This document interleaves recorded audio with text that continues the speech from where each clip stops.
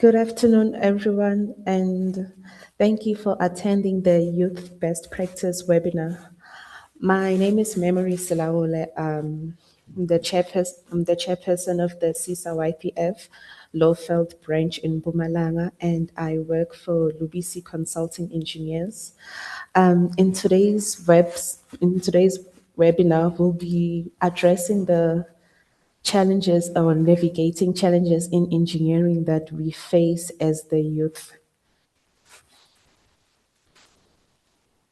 Firstly, before I continue with my presentation, I'd like to thank the annual CESA YPF sponsors. If you have a look at my presentation, you'll be able to see the different companies that have contributed to the growth of our YPF.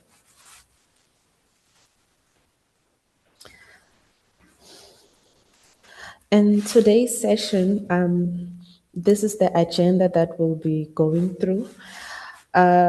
First of all, we'll be having our welcome and opening remarks, which will be given by myself. And then we'll be having the different speakers. In total, we have 4 speakers today, which will be addressing their different experiences and challenges that they faced in the industry.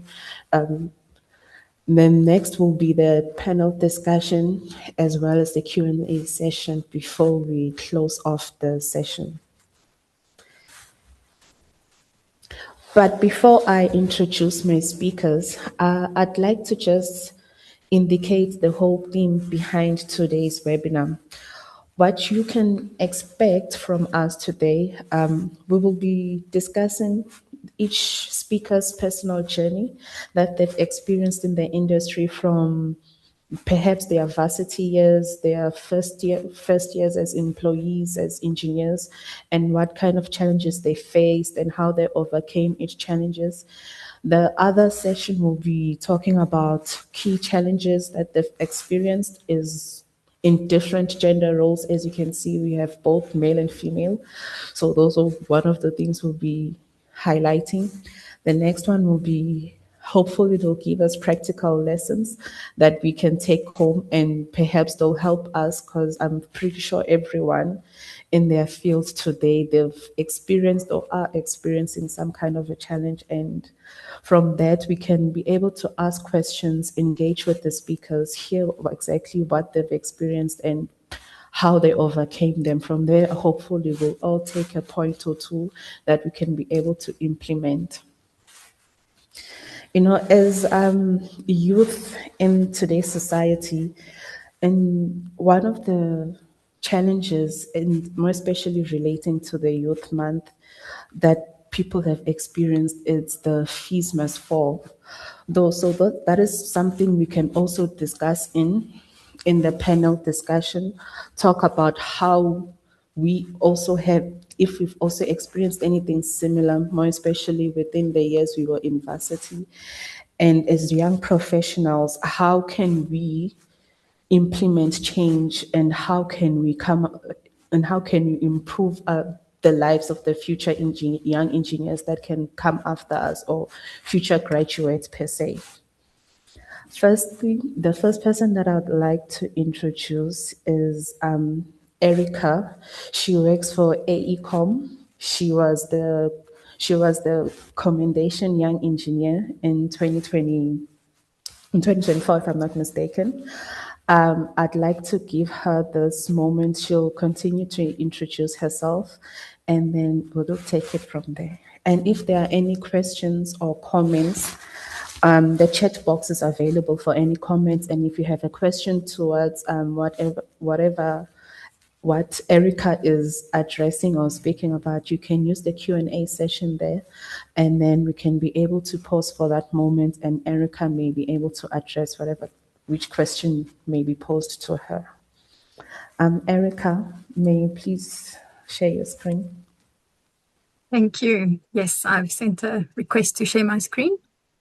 So you can maybe just stop sharing yours.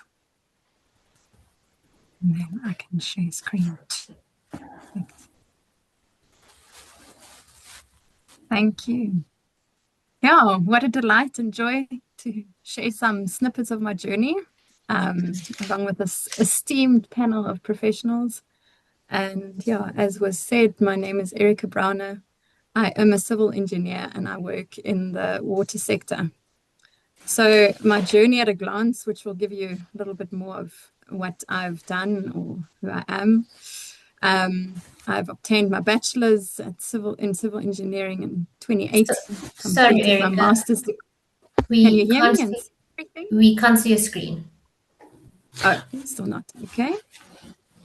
Let me just double check. Okay. Is it showing now? There we go. Perfect. Thank you. Okay, perfect. Thank you so much. Okay. Yeah, so I have obtained my Bachelor of Engineering in 2018. I then went on to do my master's degree and was doing some ad hoc work for DJ Hagen and Associates, which was some dam safety investigations. I then started in the COVID year of 2020 at Zutari and mostly focused on water resource management projects and drought strategies, which was quite interesting because that was towards the end of our drought period in the Western Cape. And then in 2023, I joined ACOM and I had some incredible opportunities in stormwater and flooding, as well as some site work, which helped me to register at the beginning of this year. So, just in the bigger scheme of things, where do I sit in water engineering? It's with the water source. You can see that in water engineering, there's a lot of opportunities, and I'm just putting this there to tickle anyone who's interested in any of these aspects in water. And yeah, I think one of my biggest, or the heart behind why I do engineering, is this quote. The nation behaves well if it treats the natural resources as assets, which it must turn over to the next generation increased and not impaired in value. So I think it's all about stewardship and it's about building from one generation to the next. And that's why it's also so, just beautiful to be able to share with youth, to share some of my things that I've learned along the journey and hopefully encourage the next generation to take over from what we've built. So yeah, water resource management.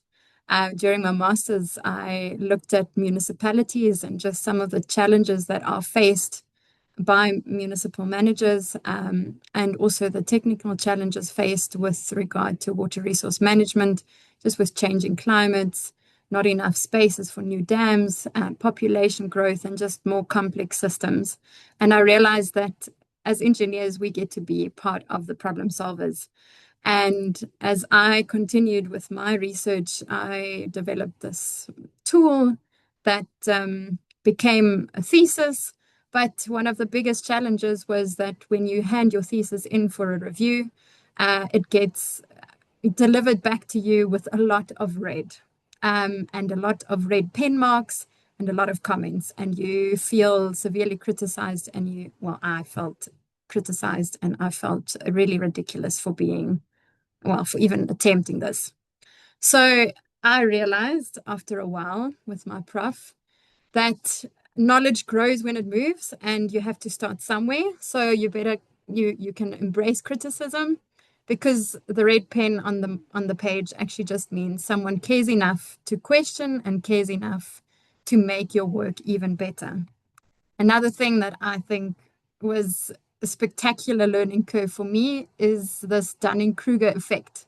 We had this in a master's kind of corridor, and we passed this little diagram every day. And at the beginning of your growth, you think, well, at some stages, I thought I knew a lot of things. After you graduate, you're like, yes, I'm an engineer. I know what I'm doing. And as I did my master's, I just realized that I ended in the valley of despair, where I felt like I had no competence. I felt like I had no confidence. And slowly but surely, by connecting with the right people, reading up a lot of documents and trying to figure out what to do, success, or not success, but a successful thesis was produced. And I think that's often in life. You feel like or sometimes I felt like they were feud valleys of despair, and you just have to push through and remain part of the community. Then I did some amazing work with SADC Groundwater Management Institute, and just the impact of engineering that can happen where you get together with different specialists in the field and where you collaborate, use different tools at hand. Learning new software is not always easy, but I felt when you really lean into it, I got to learn a lot. So that was quite amazing. Another one is the Western Cape Integrated Drought and Water Response Plan that I got to work on. And you could see there, Theewaterskloof was looking really scary, empty. And us as engineering team and teams of scientists and engineers working together, you can see my workstation, it looks quite messy. And we were really trying to figure out what's happening. And just saying that growth can sometimes look messy. And Andre Gergens always used to say, oh, the joy of discovering your own mistakes. There's actually so much joy in learning from your own mistakes. And there's so much growth in making mistakes. You don't want to make the mistakes, please. There are consequences, but as you make them and you check your own work, you often find them. And that's why they are colleagues to also look at your work and again, criticize it with a red pen of love. So my journey took me to Uganda. And I think here, one of the biggest challenges was to see how a different country works with different challenges. And you can see there my little giraffe looking at that person with the hat. People are not right or wrong, they just have a different point of view. And in this case, I embrace the challenge of just cross-culture, just cross-country legislation, the difficulties in communication, everything that goes with working in just different areas than what one is used to. And it really encouraged a growth mindset. So I think that's something I would encourage, is just to say there's always something you can learn in everything. Then I went over to stormwater modeling, and you can see the original river was supposed to go somewhere, and the new flood path actually went straight through the industrial area, creating a huge donga. So we went to site a number of times, and actually, when you curiously ask people questions, like just the property owners, what happened? When did this happen? What happened before the event? The curiosity builds confidence in your work. I also got to do some different flood modeling, and this is just something cool for the youth.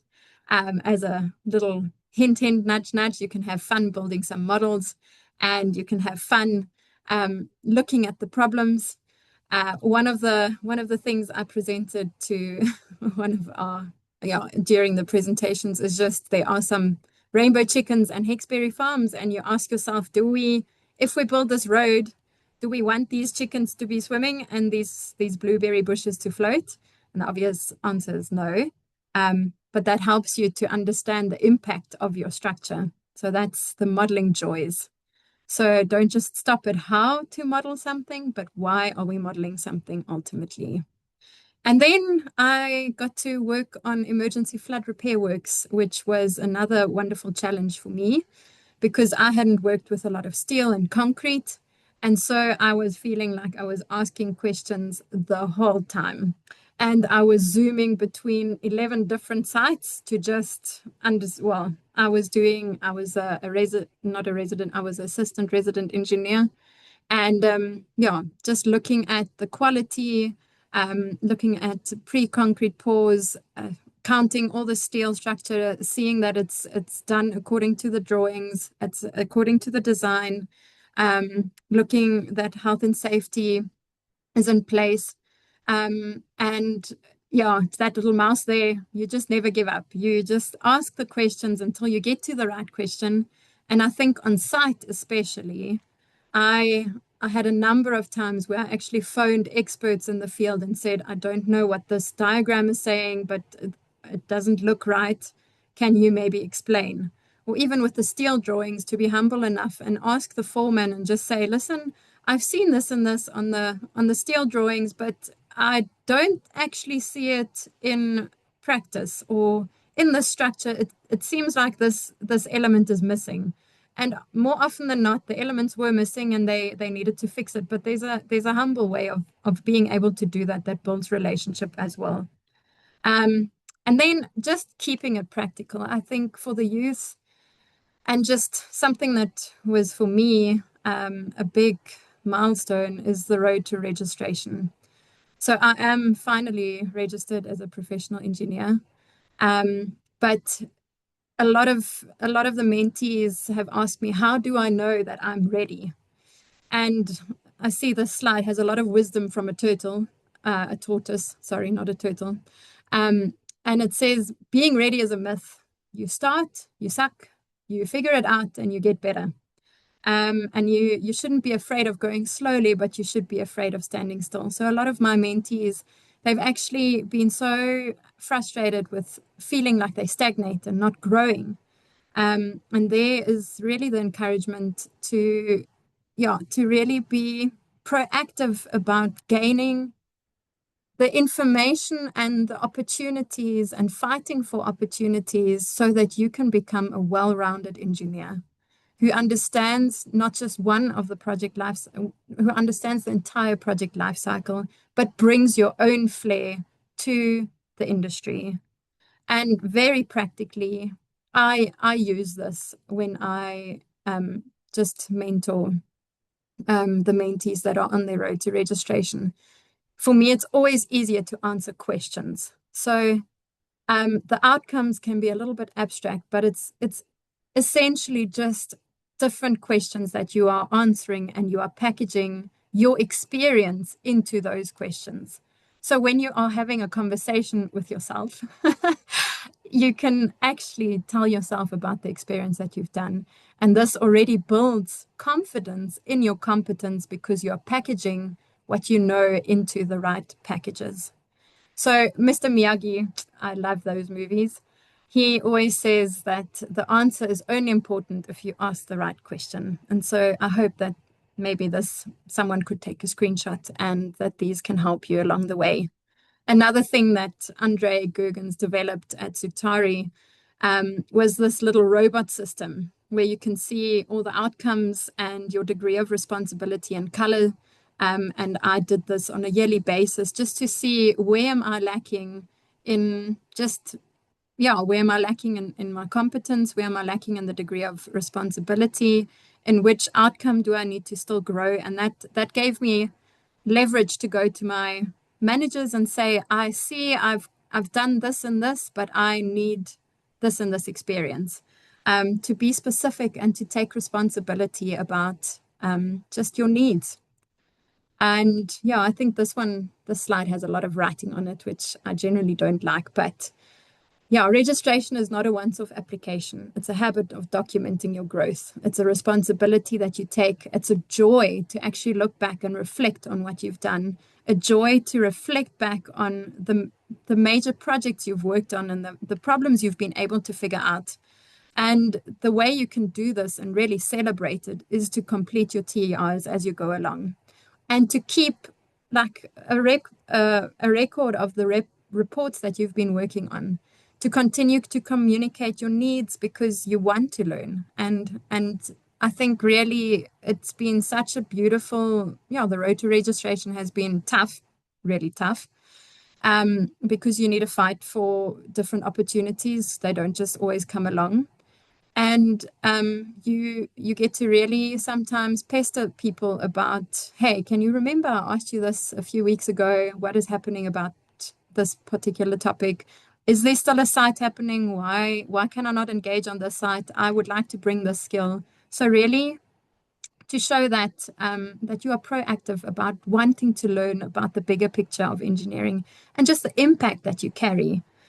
So that being said, I think personally, going beyond just the engineer, I think this is also something close to my heart is resilience. And I like Tigger over there. He says, life is not about how fast you run or how high you climb, but how well you can bounce. And one of my mentors who actually won Mentor of the Year at the CESA Awards in 2014, he also loves the topic of resilience. So it's not about not breaking, but it's about building a life that helps you sustain life and helps you bounce back from setbacks. And that includes what I've learned over the years, sleep and rest. So the most effective thing sometimes is to sleep and rest, not just push through. It's nutrition. What do you eat? What do you consume? What do you do on social media? It's about your community and your emotions. Do you have a community around you? Do you build relationships? Do you enjoy your family? It's about exercising, maybe being in nature, maybe you like dancing or creativity and play. Most of the engineers and the engineering marvels are because someone had creativity that they harnessed and just brought to the table. And this is also an invitation to, the youth. I'll come to that slide in a minute or in a bit. But yeah, just some real personal nuggets for me. If I count my life at the moment, or not my professional life, I'm professionally registered, which means I was found technically competent. I have had awards. I'm an ambitious engineer, but all of that came at a cost. I was stuck in an adrenaline cycle of working harder, doing more, pushing beyond limits constantly, which is something that young engineers hear often. Just push through. Just say yes to everything. But at one point in my career, I took a sabbatical. And that was hard because I like to work and I like to move forward. But I took a sabbatical to intentionally rest, reflect, and realign. And it taught me that sustainable excellence requires both ambition and recovery, and that long-term impact is built through consistency rather than constant acceleration. So I want to hear that recovery, reflection, or I want you to hear that you can build recovery, reflection, and pacing as well as boundaries into your journey so that you can live and love while learning and you can leave your legacy. So this is also the invitation to the youth. There is so much that each and everyone can bring to the engineering industry, to South Africa. There are fresh perspectives that we need. There are new technologies that you can bring. There is energy and curiosity that we can build with. There are new ideas that we have never thought of in our generation and that can be thought of in the next generation and in the upcoming generations. And there are digital skills that we constantly get to upgrade in and get to learn, and it's an exciting space to be in. So the curiosity that comes from just everyone in this industry, or everyone has some kind of curiosity that they can bring. So in closing, I've got some tips just for you as you navigate your river. Stay curious and have a growth mindset. Stay humble and teachable. Always embrace a lesson, even if it comes with a red pen. Share your knowledge once you've gained it, because that also builds. Steward yourself with resilience. It's not it's not a race to the finish line. It's a resilience that you're building. And build into future communities, generations, and do this by being together with a community and looking for mentors. And then just enjoy the becoming that you, or the person you are becoming along this journey. Thank you very much.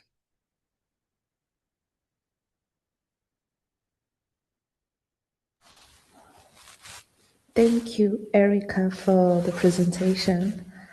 I'd like to ask if anyone has a question.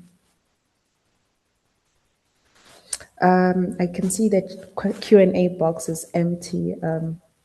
Is there anyone that has a question or a comment? Okay, I can see there's a comment from Lebogang that says thank you. Okay, I guess and I hope there's more questions that will arise later on. We can move on to our next speaker, Noel, who will be taking us through his life journey as a young engineer. He was awarded the Young Engineer of the Year last year in CESA. Noel, may you please share your presentation? Okay, thank you very much. Great stuff, Erica, for setting the table for all of us. I'm gonna, please just let me know if you can see my screen. Yes, I can see it. Okay, all right, thank you. I'm using multiple screens, so please forgive me if I look like I'm not looking at you, but just know that I'm with you in spirit as I'm presenting. So I'm also just going to take you through my professional journey and also some of the challenges that I've come across as I was getting to the point that I'm in now in my life. And as introduced, my name is Noel Dube. I work for Sky High Consulting Engineers, and I'm the office manager for the Nelspruit office for Sky High. I'm also a registered professional engineering technologist in civil engineering. So with that out of the way, let's just set the context of what we are here for today. So essentially, this is what you should expect in my presentation. I'm going to take you through a journey, my journey between being a graduate to a professional. And I'm going to provide sort of a realistic, expectations, showing you that in my 13 years of experience in the industry, I will share some of my lived experiences, maybe not so much in detail, but just to provide you with an understanding of what I've gone through. And so that you can see that growth and success is never a single formula. And then I'm also going to share with you some challenges and some barriers, from design complexities, infrastructure backlogs, age-based credibility as a person and an engineer. I also will reflect on all those real hurdles that I faced.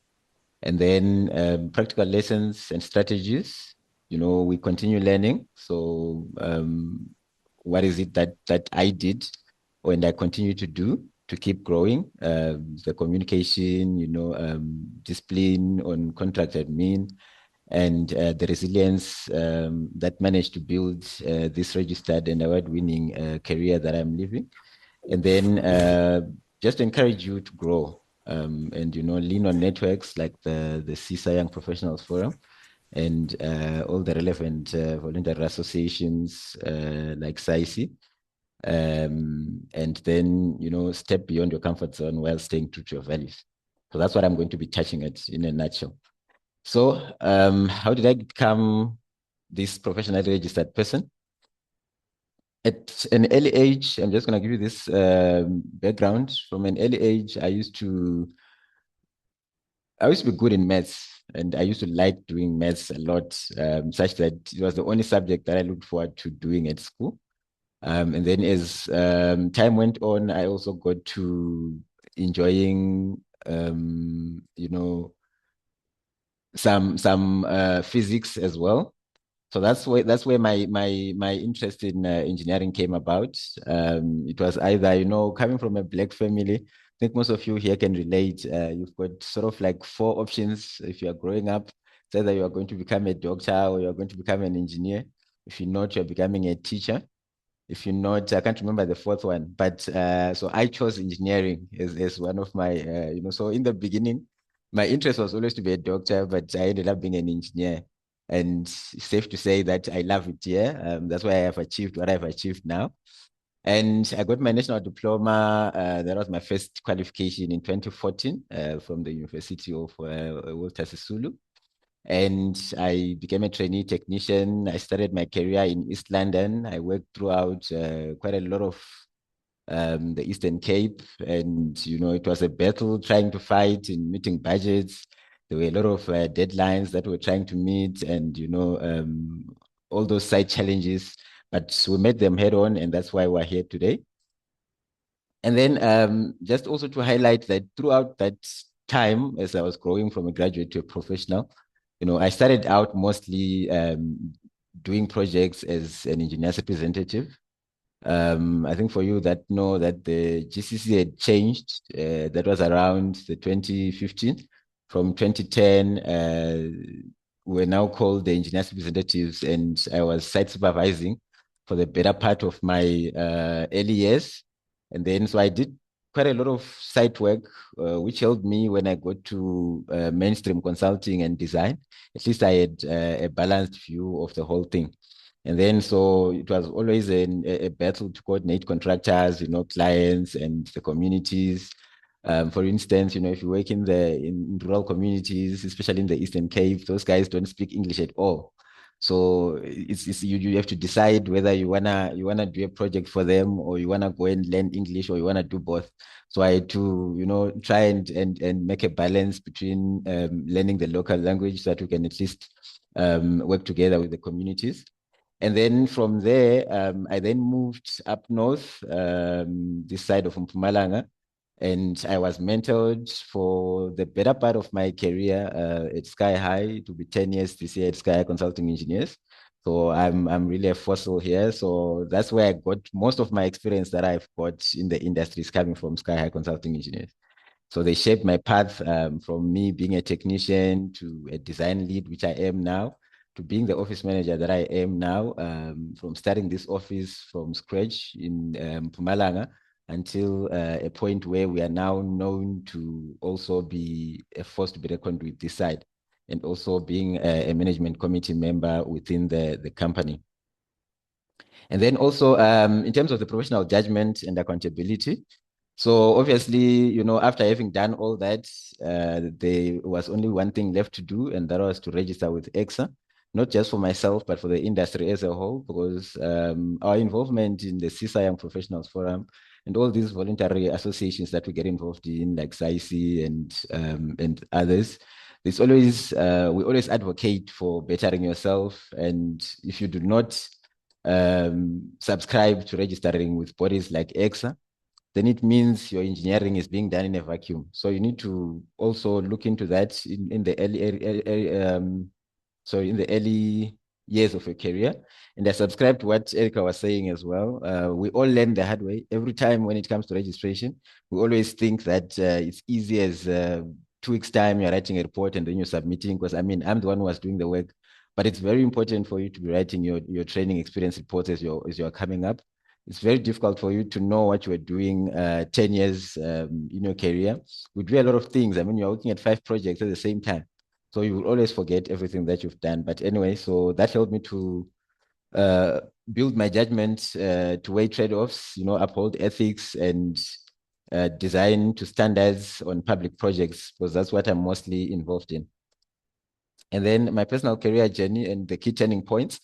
So like I said, the early years of my career started in the Eastern Cape. I used to work a lot on sites before settling into design and leadership at Sky Consulting Engineers. So nowadays I do a lot of reviewing and the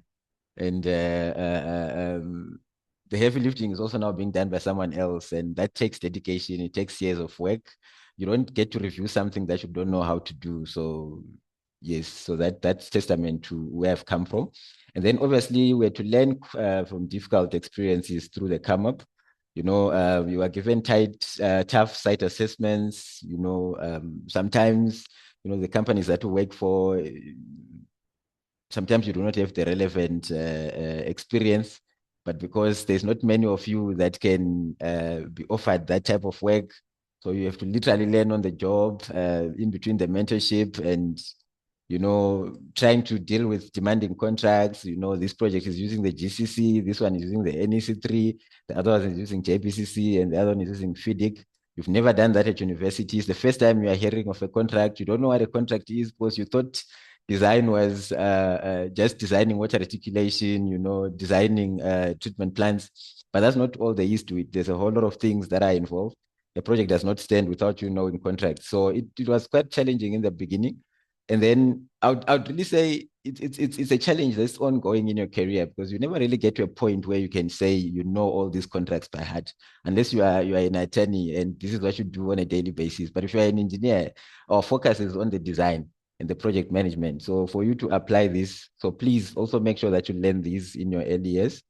And then influence of personal circumstances, so like I said again, coming from quite Eastern Cape as a whole, the whole province is more of a rural province. For those that know Eastern Cape, there's not much going on there. And even the projects, the way we do them, you have to understand the cultural differences. You have to understand, you have to, you do a lot of cutting some slack, because you don't just go there and implement projects. And that's why you see in the N2 World course, it took them a lot of years for them to implement that project, because such is the nature of Eastern Cape. And then obviously, graduating with cum laude in my diploma and my BTech, that was also a highlight of my career. And, it gives you the zeal to continue learning. And when you come to delivering the projects that you are doing, you sort of like draw back from your education, and you still want to excel the same way you did in your education. And then, being intentional also in your career. Currently, I'm studying my master's in engineering with the University of the Witwatersrand. That just reflects my deliberate growth. I mean, I'm still willing to learn, water management. I still want to learn water engineering. I still want to explore what are the research opportunities that are there in terms of water. So don't stop learning. And then let's look at some quick challenges that I get to be dealing with.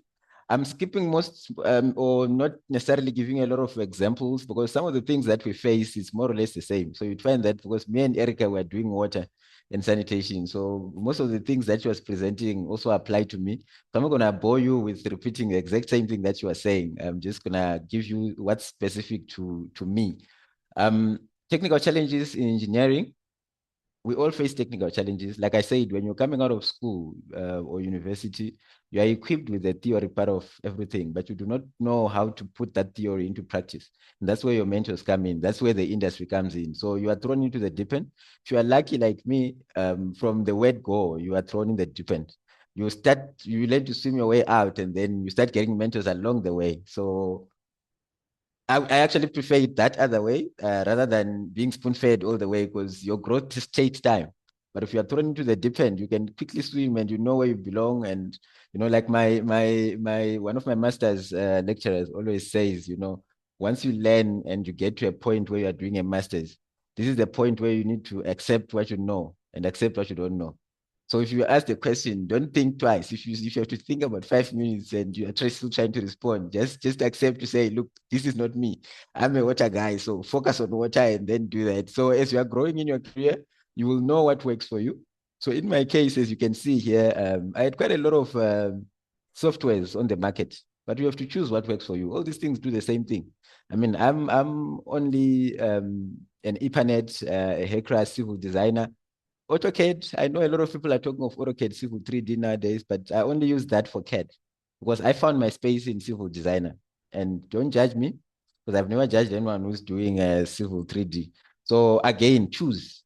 You don't have the time, and you don't have the luxury of doing everything in the world. Certain companies only choose one software. I mean, these things are expensive. You are paying 100,000 plus every year for a software. So choose what you are comfortable with, run with that. Don't worry about what the other guy is doing. And obviously now your design needs to balance. You need to have an optimal design which balances the safety of constructability, the cost and the quality of that imperfect data that you are getting from site. Then there was also professional pressures, having to juggle design, you are trying to run a project. One project is on assessment. In my case, I'm still trying to manage the office. People are coming to you to tell you that there's no coffee in the office, but you've got a project with a contractor that's about to kill someone on site, and then you're trying to balance the two, prioritizing and all that. You are part of the management committee, again, the direction of the company, but you are still looking for your own direction. And, all this, you are still a youth. By the way, the good thing is youth goes all the way to 35, because I believe some of us would have died a long time ago if with the things that we've gone through. And all these things that you see here, this is me on a normal year. So I'm dealing with this on a normal. So you can imagine what my day looks like. I literally have to compartmentalize so that everything can find its space in there. And all that demands focus, and constant deadline pressure. And then the industry and organizational issues. In SA, we've got a lot of backlogs. Again, I'm not going to touch much on that. Erica did touch quite a bit on that. We've got a lot of funding constraints, got a lot of skill strategies, and technologies are coming in, and every project that you're doing is a different ball game, different assessments, different needs, but you don't have the money to do it. You are trying to work together with local municipalities, which for the most part are also struggling. Besides just the funding for the capital projects, some of the municipalities are struggling with also the maintenance and operations. So you literally have to choose between, so your design solution always needs to make sure that it balances out. It needs to be a solution that doesn't need a lot of operations and maintenance budget, because they just don't have that money. So you again, that changes the perspective that you've got as a young engineer, because you thought, I'm just going to be given money and I can design whatever I want. So you can't design a Lamborghini if the only money that's there is for a Toyota. So settle for that Toyota, but just put in some rims to make it look like a Lamborghini from afar. But that's the industry. And then opportunities for growth. So each constraint as you are growing up, that gives you a chance to grow. That again, I keep on piggybacking on what Erica was saying, because she had nice pictures that was showing you that when you fall, you need to keep getting up. Up to a point where I end my EXA registration, I've earned the stripes. But again, like I always say to those that I mentor and those that I assist that have not registered yet, just because you are registered does not mean you know everything. Just because you are registered does not mean that you can design anything or sign off for anything. Even EXA did, the code of conduct does not allow you to do that. So please do not grow cocky just because you've registered. You are still the same engineer, you're still the same technologist that you were, technician that you were before you registered. So don't take that to mean that just because you are registered, you start treating people any other way. And then with all these accolades that we then won. So I'm currently also pursuing my registration with SACP-CMP as a PR-CPM. So because Tinashe is here today, when he presents, maybe we hear how he did his so that we can have strong focus on also getting our own. And then we have to deal with also dealing with social barriers, and trying to build inclusion throughout the years. As a young engineer and from a rural background, it's quite challenging. It's you trying to fit in big cities. You are trying to do your job. You're trying to learn new things at the same time. The work is just throwing you from left, right, and center. And some of your competencies get questioned before it is proven. So you always have to prove yourself that, look, what I'm saying, I know how to do it. And unfortunately, there are people that cannot tell people that they can do it. So you are not given a chance because you cannot tell me that you can do it. But if I give you a chance to do the actual work, we realize that you're actually very good at what you're doing. So these are some of the challenges that I faced as well when I come up, especially like I said in the Eastern Cape. And then if you're coming from a disadvantaged group, again, some of us come from universities, that have always been considered. The moment you mention which university you come from and which province you've got your experience in, it's either your prices are too high on your bill of quantities because, you guys just price because of, Joburg is too expensive. You guys are too cheap. And so it's challenges that I had to wade through for me to get to where I am. If you do not have access to mentorship and professional networks, you are definitely going to drown because you are going to literally feel like you do not belong, and you do belong. I mean, we are all here today. If this panel is anything to go by, it's a mixture of race, creed, different qualifications and all that, but we're all in the same water space. So there is plenty of space. Come through, let's share. And then strategies for overcoming those barriers, build your confidence on competence. Be someone that can, I always say to those that are under me to say, if you want to stand out, don't be that guy that every company, if they want to let people go, you are an automatic choice. You should never put yourself in such a space. Always allow yourself to be, they need to think twice if they are going to say, we're letting you go because of how valuable you are and, what you've provided into the industry. Register, have visible delivery of your projects and advocate for young professionals. Like let what you've done talk for you. Don't convince people by your mouth, because now, unfortunately, you won't have the chance to convince anyone. You saw Erica here presenting all these papers that she's written and all that. So you might have come across that. You don't have to, by the time you ask who she is, you've seen the work that she's done, right? You've seen, we've won awards. Before you see, you know who Noel is. You've probably saw it. Some of you probably putting a face now to the name, because you saw that through the awards that we do have. And then role of inclusive organizations. So through the Young Professionals Forum, CESA Future Leaders Panel, myself as the Lawfield branch chair for CESA, we are always working to open doors and grow inclusive engineering spaces. There's nothing called I'll do it by myself. Someone needs to do it. Someone needs to volunteer to make sure that we spread the gospel. All right, as I go towards the end, so how do you build credibility as a young professional? Like I said again, you need to have consistent performance. Don't get tired. Keep working. Doesn't matter whether you've got a national diploma, you've got masters, you are registered, you are not registered. Just keep working. Because once you keep working, it's not easy to go for 13 years, constant employment, constant pressures. We are not trust fund babies. So if you are a trust fund baby, good for you. But if you are not, we try to balance. Keep working. Deliver those projects on time. I know the industry is very difficult, but try your best. Don't listen to the politics. Separate the politics from the technical. And then effective communication, learn how to translate design reports, those hydraulic models for clients. Don't take technically inclined reports to clients. They won't understand what you're saying. They'll just think you are trying to be you're trying to be funny, or you're trying to show off.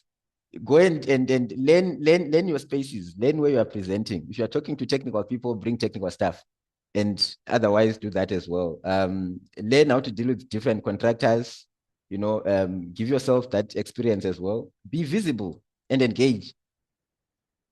All these leaderships in CESA and all these participations that we do in voluntary associations, it doesn't cost any meaningful money if you are really like have to look at it for you to participate in it. For some of you, your companies are paying for this. Be involved. Get yourself in there. Be a leader somewhere. You will be visible. Tomorrow, when they want to talk about you, they know where you're coming from. So contribute beyond being just in the office. And then be ethical for those that are registered and for those that are still looking for registration. Keep to those relevant industry codes. Know your limits. Again, like I said, ask for help when you don't know. And then you will earn trust and respect from your peers in the industry. Right, so as I close, maybe I think I'm only left with 2 slides. Keep learning. It's very difficult to know software, CPD courses, formal education, the field is evolving. It doesn't wait for you just because you got to do your degree in 1990. A lot of things are changing, technologies are changing, so keep learning. Communicate effectively. We've already spoken about this. Manage your time wisely. Try to balance your delivery. In our case, some of us, like I said again, my time is always trying to balance between the technical, the management, school as for this year, CESA is calling, CESA is calling, all those leaderships, someone needs to know how to prioritize. I can't stress this enough. You need to build a trust base. If people trust what you are saying, you've built an everlasting a skill for yourself. Do not compromise on your integrity, as difficult as it is. It's quite challenging, but please make sure that you leave a lasting engineering reputation everywhere you do, whether it's in design or in project management. Keep trying.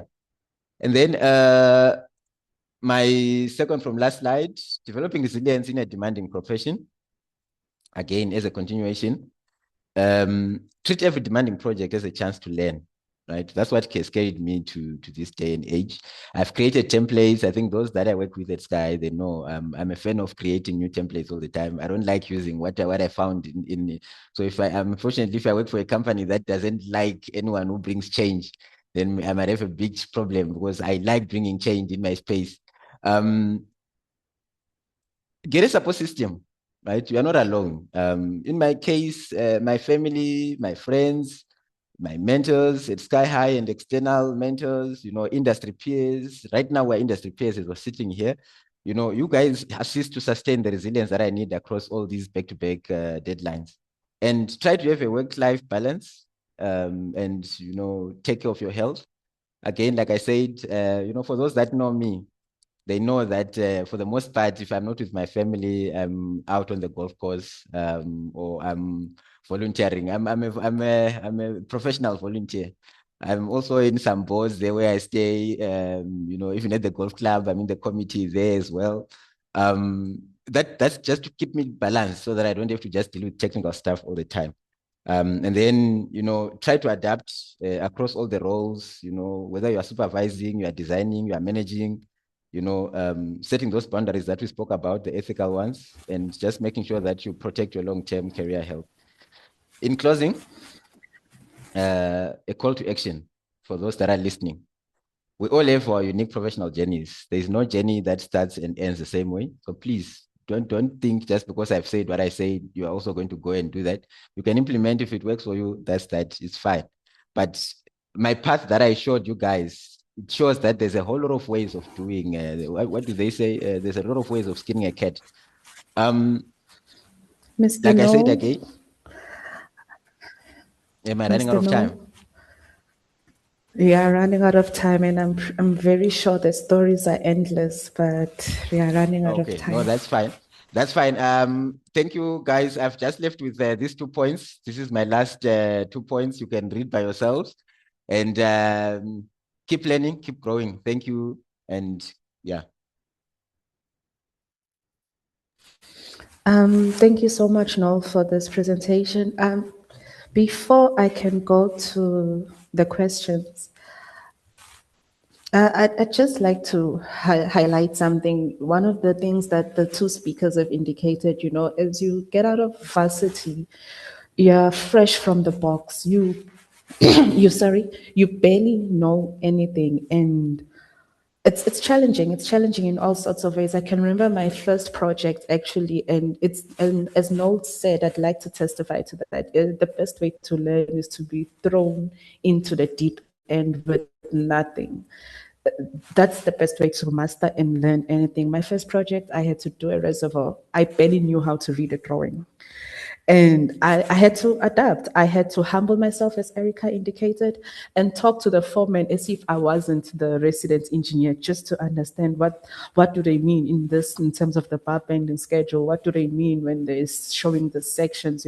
So as young engineers, I'm very much sure we have faced those kind of dynamics, those kinds of challenges. And if you haven't, and I'm pretty sure you will, and I'm sure you'll find a way to overcome them, as we all have, because that's the best way to learn. And it is definitely challenging. And so in the Q&A, we've got two questions, two for Erica and one for Noel. The first one is from Lebohang. Okay, it's actually just one question. She said if it's a she'd like to clarify. My apologies. Let me rephrase. What are some elements of your personal life you had to sacrifice or forgo in this career or journey up to this point?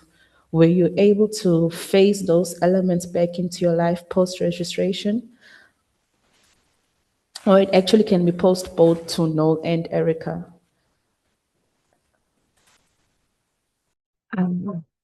Yeah, I can quickly jump in there. I think some of the things I did sacrifice is I play the violin, and I also am a creative at heart. And during the engineering career and just doing kind of CESA and writing papers and presenting and you name it, the creative things and the creative outlets did not come along. They were kind of put on the sacrifice there. They have come back, and they are on a weekly basis. I get to really just meet up with my friends and continue playing in worship bands and so on. And it is coming back. So sometimes it just takes the back seat for a while, but it does come back again.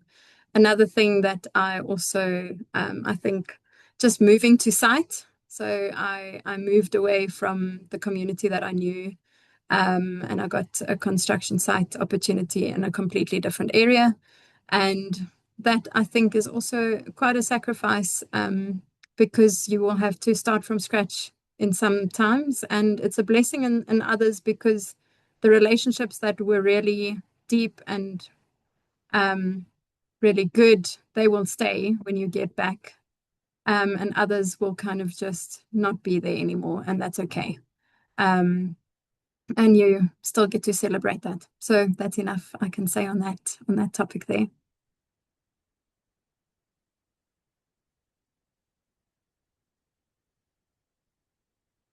Noel, maybe you've got something to add.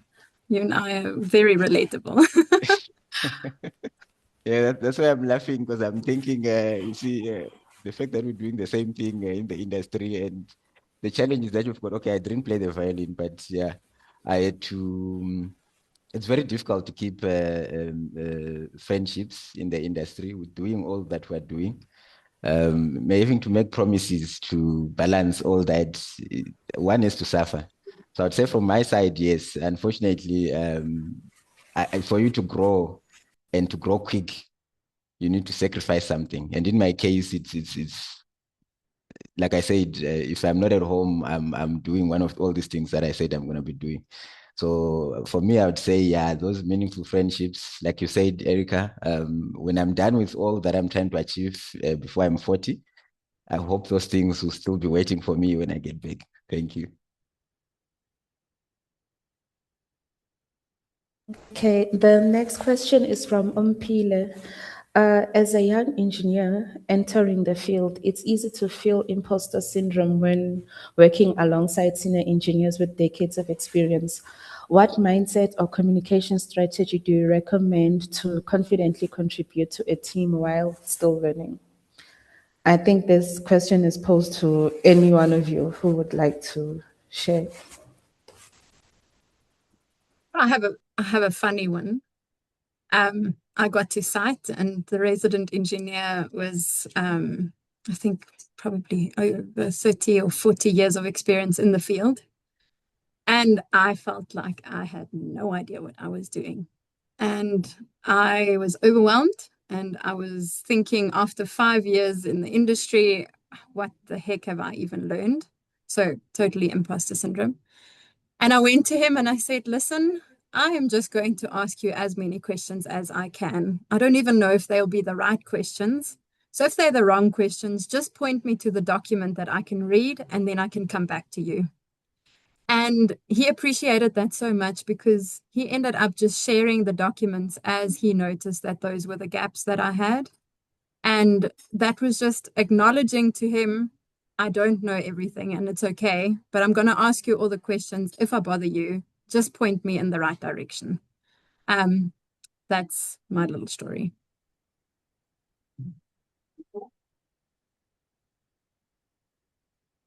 No, do you have a comment or not? Yeah, just a quick one. I think from my side, building on from what Erica just said, the way I've always done things, and those around me know, if you are coming to anyone who is a senior to you and you come to ask, it's always a challenge for them to provide responses to you. But if you come here and you say, look, I've got this design that I've done. If it's on site, I've got this report that I've prepared. I've done these minutes, we had a meeting. I know you're the one who prepares the minutes, but I've done the minutes this time as an initiative. Can you check for me and let me know if I'm in the right direction? I'm telling you, that person will appreciate, because the reason why they sort of like flick you off all the time and all that is because sometimes no one has the time to really sit and like hold you by the hand. And so you have to take it by yourself. Create your own, go do the minutes, bring them and say, look, just look for me. Like what Erica said, if you don't want to show me how to do the minutes, it's fine. Direct me to the person or to the document that's going to assist me for me to be able to do the minutes. But at the end of the day, I'm still going to learn how to do minutes. And I'll be very resilient in my asking, whether you want to assist me or not. Look for someone else. If you feel not comfortable talking to me, talk to someone else, my senior, someone at my same level, or someone even outside the company. Don't let that box you from growing.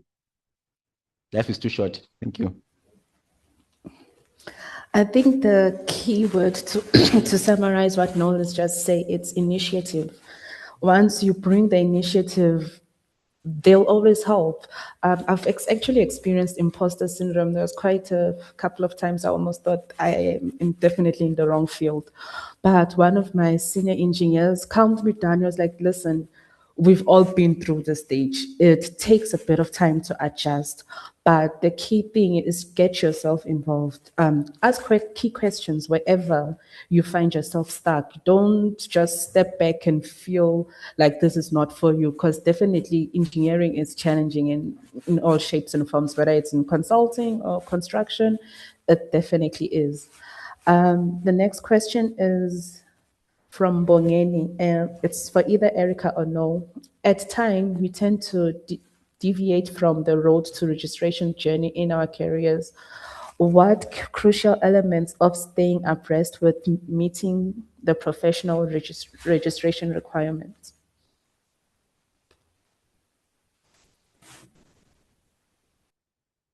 Write your TRs as you are going along. I think this one is exactly what we were saying earlier in our presentations. It's very difficult for you to try and remember 10 years of work. If you are at that point in time, it's fine. Again, it's not too late. Just remember, if you are still young enough and you are still just getting into the industry, take that advice. While you're doing your work, write your TERs, write your reports. The day you want to register, you'll be surprised at how easy registration is. Literally, you will literally just take your TERs, you paste, you send. Nowadays, it's being done online. It's literally a one-day thing, and you are submitted. But with some of us now, you have to sit down, try to call a guy that you worked with. Others have died. I was busy doing what is this? What do you call that thing that you do at the police station? Affidavits, to say this guy or this company went down, it went under, so I can't find the you don't have to do that. Just as you are going along, write your TRs. If you had stopped, pick it up, fill in the gaps before too much time goes. You will see it works magic. Try it. Thank you. Okay, thank you for the questions. I hope there will be more questions as we go along. I think there's some The questions next in the chat speaker- box, convener. I think, can we save the remaining questions to after the two speakers? We'll address them at that point. I think the next speaker now is Prinell. Prinell is a young engineer, a registered senior structural engineer at Knight Piso. She has experience in structural design, beam implementation, and 3D laser scan. The rest of the introduction will be done by her. Prinell, may you please share your presentations? Sure. Hi, everyone. Can you see my screen?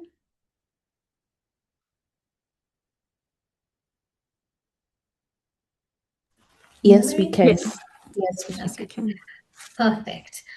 All right. So today I would like to share my journey as a professional structural technologist, the challenges that I have encountered along the way, and the lessons that help me navigate them.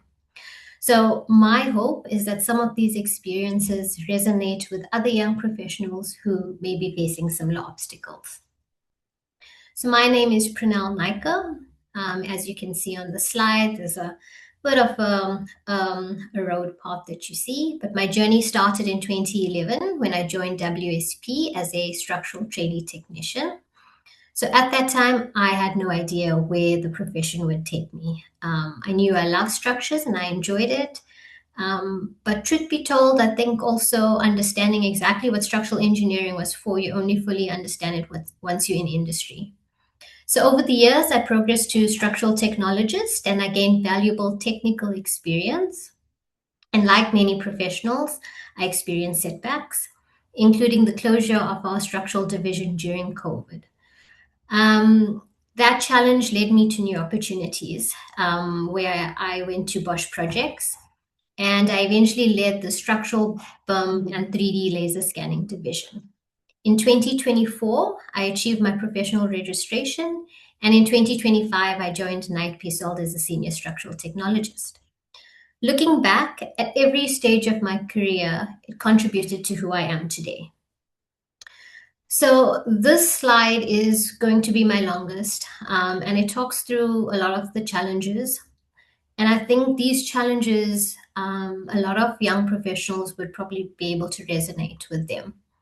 So my journey wasn't planned. There were moments of uncertainty, career shifts, and opportunities I never expected.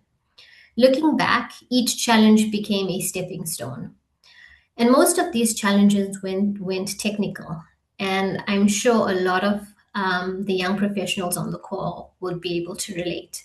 They were more confidence related, communication related, and sometimes linked to being a young woman in a traditionally male dominated profession. I've learned throughout my career that engineering is incredibly rewarding, but it is not always easy. So when we graduate, we often focus on the technical side of the profession, the calculations, the software, the designs. What we don't always talk about are the personal challenges that comes with building a career. So the biggest challenges that I faced was early on, which was self-doubt. And I think to this date, I still face that in areas that I don't necessarily have the confidence or have a lot of experience in. So I often questioned whether I was good enough, experienced enough, or ready for the responsibility that's been given to me. Looking back now, I realize that many young professionals experience those same feelings. So confidence doesn't appear overnight, it develops over time through experience, learning, and perseverance. Another challenge was navigating uncertainty. Throughout our careers, there will be situations that we cannot control. For me, one of those moments was during COVID when the structural division closed down.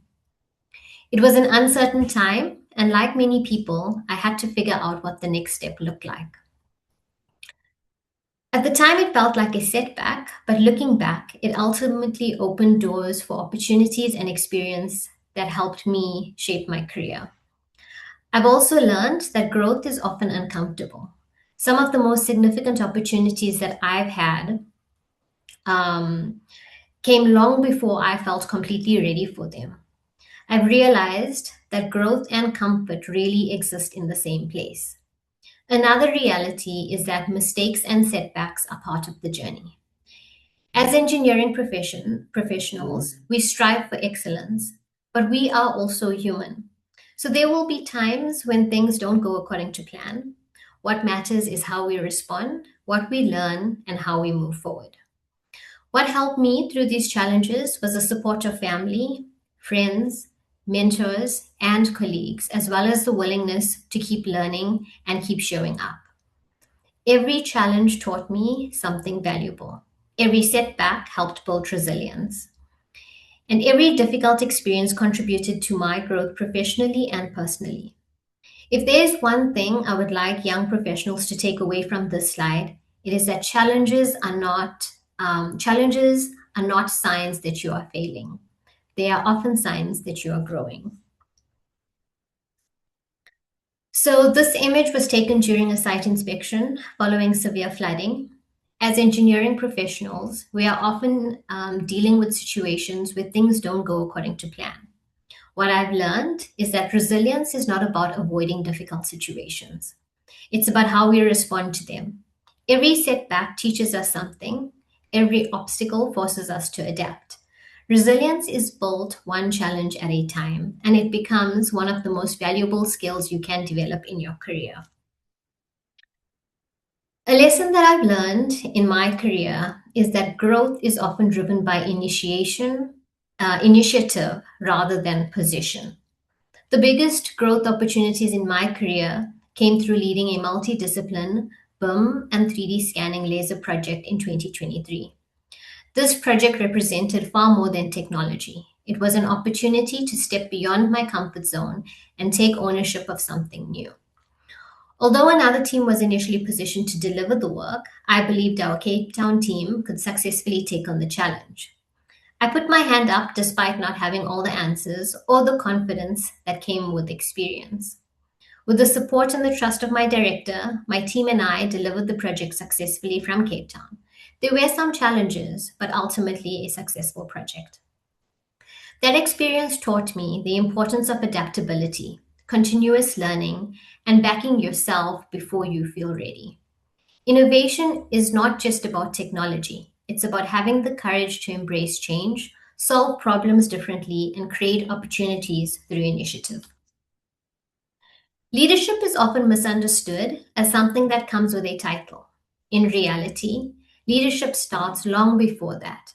It starts when you take initiative, support others, and create opportunities for those around you. Through my involvement in industry initiatives, mentoring, and presenting at events like this, I've learned that leadership is really about influence. It's about helping others succeed and creating an environment where people can grow. I'm going to stress this point. Your network is one of your greatest professional assets. One of the best decisions I've made is becoming involved in professional organizations such as CESA. I was the former CESA YPF secretary, and I'm now on the main branch, the CESA Western Cape, as treasurer and secretary. Industry involvement creates opportunity to network, learn from others, and contribute to the profession. It allows us to build relationships, share knowledge, and support one another. Engineering is ultimately a collaborative profession, and we achieve far more when we work together. If I could go back and speak to my younger self, these are the lessons that I would share. Firstly, ask questions. You don't need to know everything, and curiosity is one of your greatest strengths.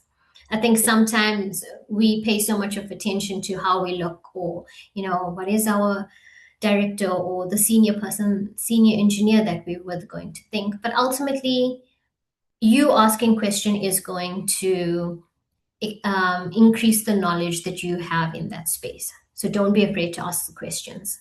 Secondly, stay curious. The day we stop learning is the day we stop growing. Third, find mentors. This is absolutely crucial for your growth. Learn from people who have walked the path before you. Fourth, be adaptable. Some of the biggest opportunities in my career came from unexpected changes. And finally, and this one I have proven to myself in some sense, finally, back yourself. Confidence doesn't appear overnight. It is built through experience, perseverance, and action. So if there's one message I would like you to leave with today, it is this. Do not wait until you feel ready. Every stage of my career involved stepping into something unfamiliar, whether it was leading a team, embracing new technology, pursuing my professional registration, or speaking in front of industry peers. Growth happened when I stepped beyond my comfort zone. Be willing to learn, trust the process, and trust yourself. The future of engineering needs your ideas, your energy, and your perspective. Every challenge you face today is helping shape the engineer you will become tomorrow. Thank you very much. That's the end of my slide.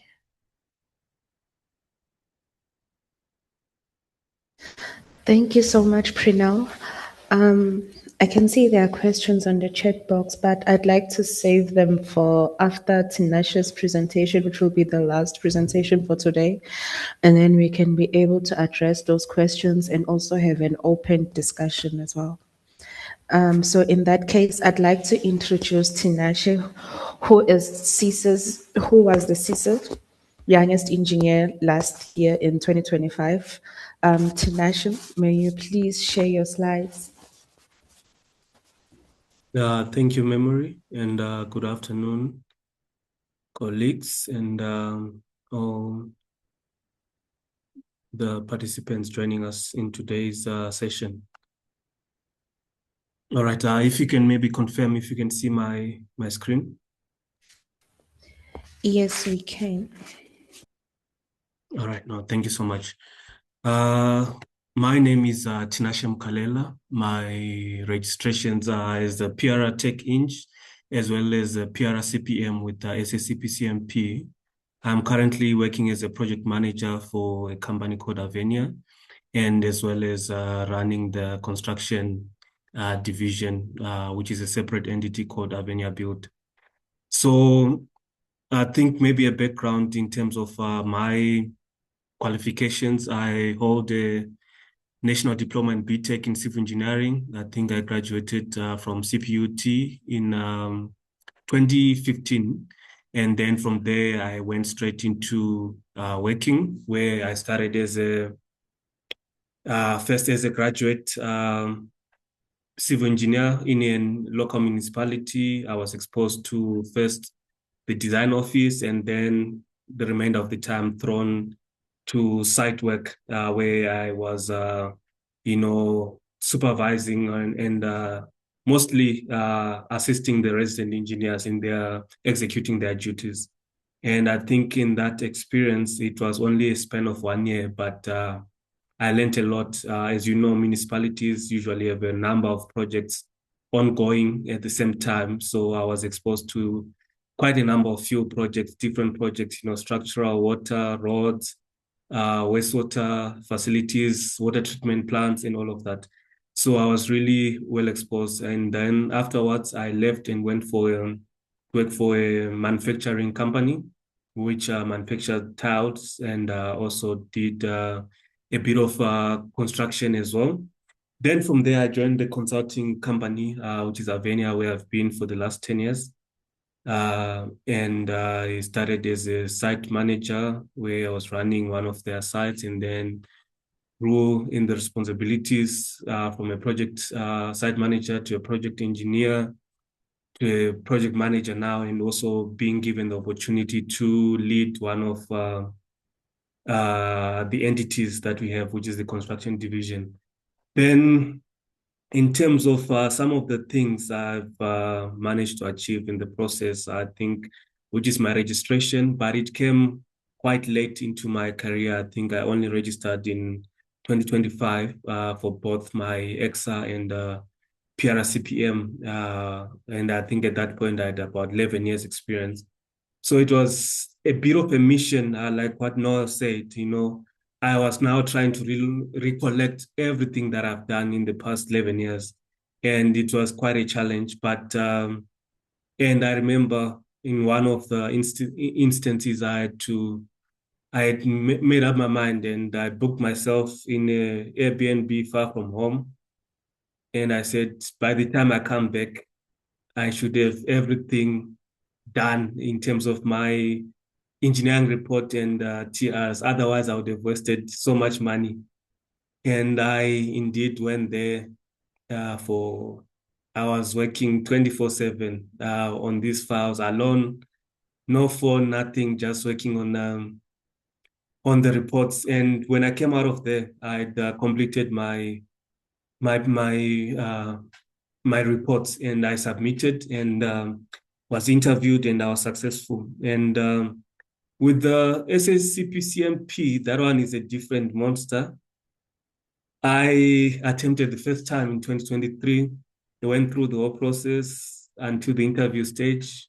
It didn't go well the first time, and I was so annoyed because I had prepared myself well. And the question I was thinking is, if I've done 100%, and it didn't go well, what more can I do? Essentially, then I took some time off, and like what all of the speakers have said, during times of difficult situations, you learn a lot about yourself. And in that period, I also realized, areas where genuinely I could have improved in terms of my interview. I regrouped, spent the next 3-4 months preparing for the re-interview, because they allow you about 2 other opportunities to re-interview. I went back and was successful, which was now in 2025. So first attempt was in 2023. and they give you a mandatory, I think it's a 6 months or 1 year break, then you can re-interview. Therefore, I went back after preparing myself properly. So in a nutshell, that's what I've done. And I think some of the achievements I've gained from industry, I think the highlight was winning the Young Engineer of the Year last year with CESA, and as well as Young Constructor of the Year with CESA.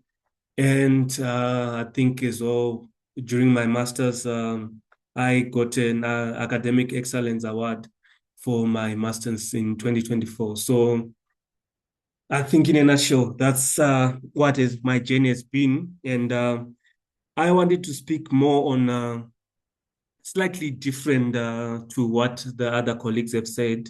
I didn't want to zoom too much into my journey, but maybe look at maybe some of the issues which young engineers really struggle with. And I think as I was listening to the other speakers, some of these topics have been thoroughly exhausted. And I don't want to then, labor on some of these points. I think one that I would want to speak to, which I think maybe I saw a few gaps, is managing people. So here I'm really committed and honored in terms of continuously reiterating this point, which is how important managing people and how good one should be at managing and people and working with other people, and also being easy to work with. It's so important, actually more important even than you being technically competent to a certain extent.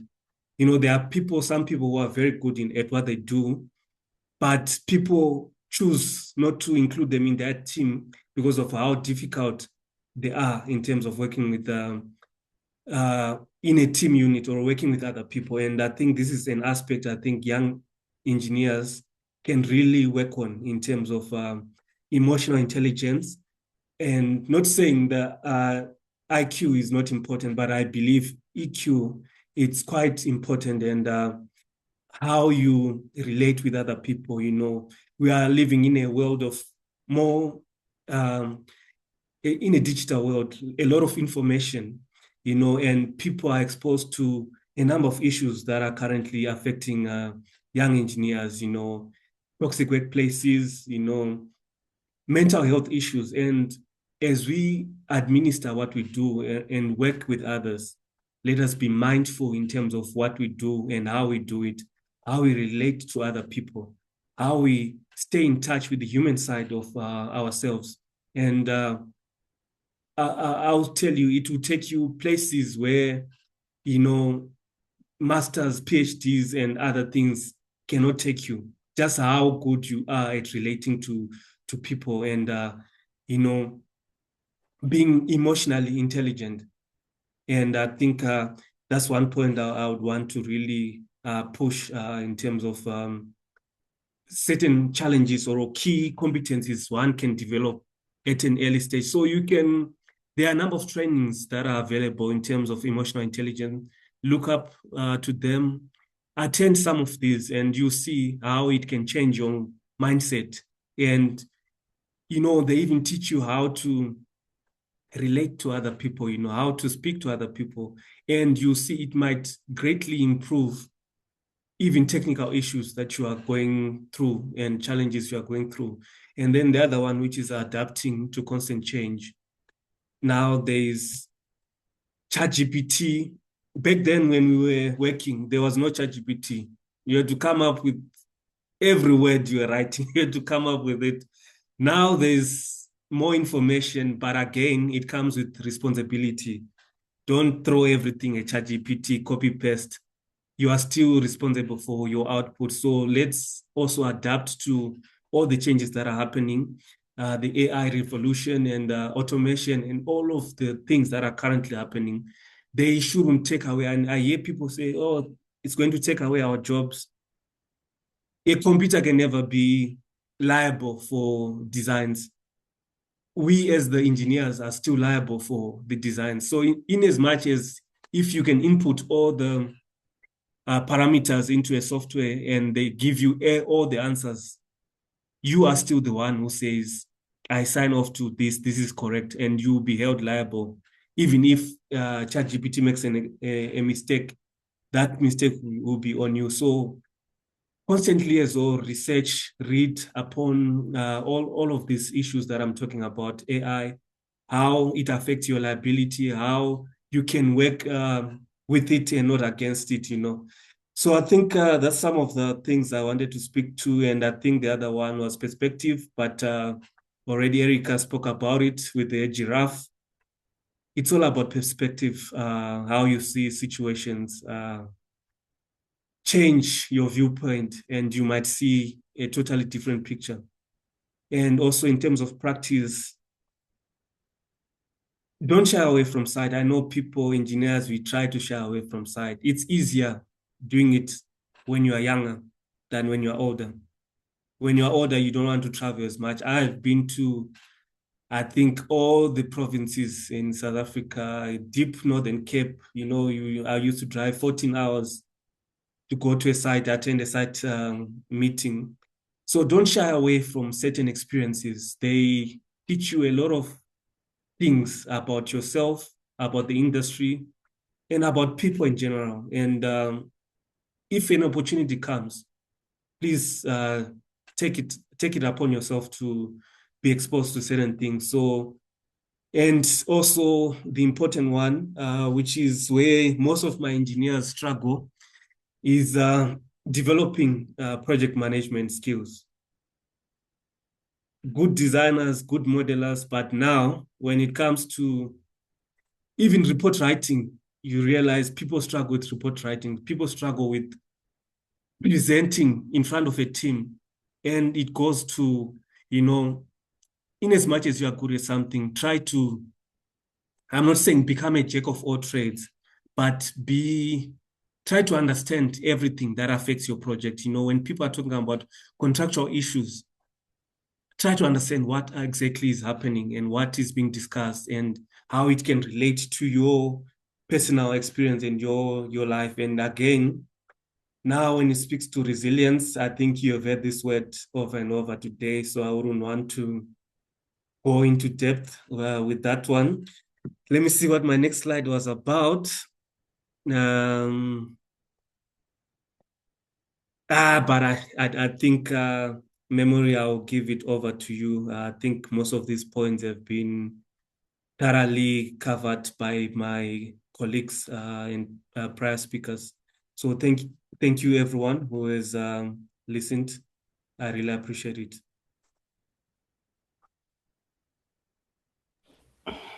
Thank you, Tinashe, for your presentation, and thank you everyone else as well. Before we can go into the questions, one key thing Tinashe just mentioned, another key thing, I feel like there were several key points given today.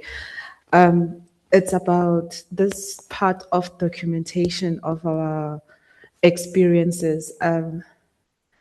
I, for one, haven't submitted my professional registration, and I definitely had a very good time remembering my TERs. It was, yeah, I should have actually done what you did, booked myself somewhere and disappeared. But one of the questions here, and someone was asking that they have about 5 to 6 years of experience. I'm interested in registering as a PR, but unfortunately, I haven't done anything to actively document my progress. I can understand it's not easy, and I'm ready to go through with that. What's your advice? This was directed to the panelists, and I, as a facilitator, I would just say, when you immediately get to site, I know it's one of the last things you think about. But if you are listening and you just started your career, write and record and just keep it somewhere. It will definitely come in handy when you have to do your professional registration. I don't know if the panelists have something else to add on that. Sure. Just to add, so in terms of the young professional that's given the question, they've obviously got a few years behind them. So I did my registration 10 years after I qualified. And while it can seem very daunting because you have all of these years behind you that you need to document, my advice would be just start. Start from the beginning, look at your career, and then start documenting.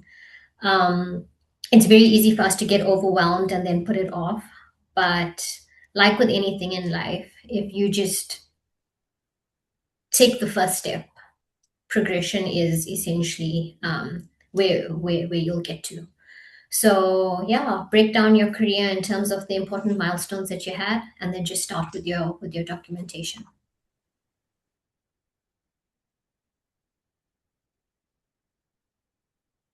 Another question that was indicated in the chat, that was directed to Noel. Noel, someone was asking, what's your master's research based on?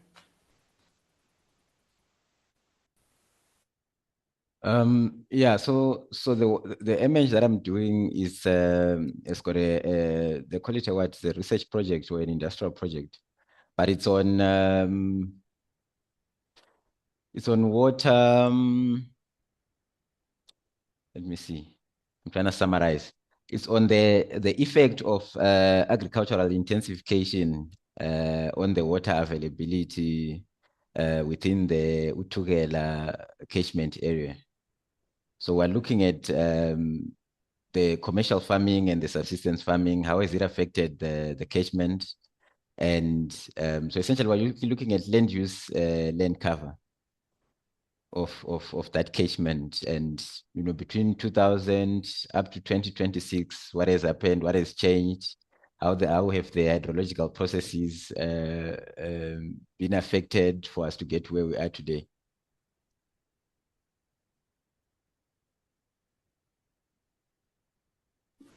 Okay, another question was posed in line with managing people. It actually is posed to everyone.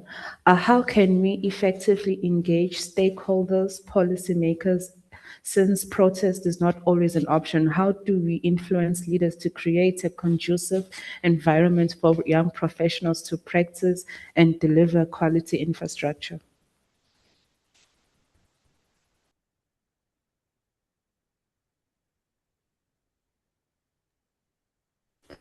It's posed to anyone who has something. So I would say get involved in the industry. We have forums like CESA. We have forums like CESA. Get involved in the professional bodies, and be a part of the discussions. Be a part of the narrative. And I think as young professionals, we very often feel like our voice doesn't necessarily need to be heard. But if it is something you care about, if it's a topic that you want to discuss, when you're involved in these industries, you will see that you can make a difference. Your voice will be heard. You look at policies and all of that on CESA, the different branches. So get involved in the industry bodies outside of what your company necessarily does.